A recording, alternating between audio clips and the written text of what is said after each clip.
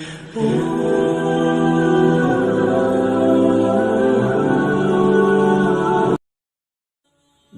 قبول کرنے میں امیر غریب کا فرق مت کرو۔ تکلیف کی زیادتی محبت کی کمی کا باعث بن جاتی ہے۔ اپنے آپ کو سب سے بہتر سمجھ لینا حماقت ہے۔ بد حلقی سے دشمنی پیدا ہوتی ہے اور دشمنی سے جافے کاری۔ فقیر کو صدقہ دے کر احسان نہ جتلا بلکہ اس کے قبول ہونے کا خود احسان مند ہو۔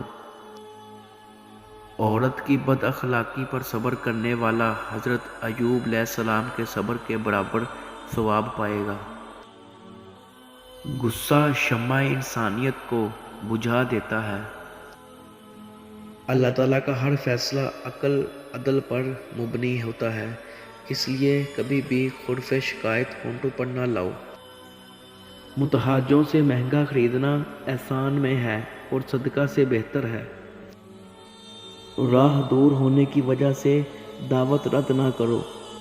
ہمارے اس چینل کو سبسکرائب کیجیے گا، بیل آئیکن کو پریس کیجیے گا تاکہ ہماری ہر نیو آنے والی ویڈیو آپ تک بآسانی سے پہنچ سکے۔ جزاک اللہ خیر۔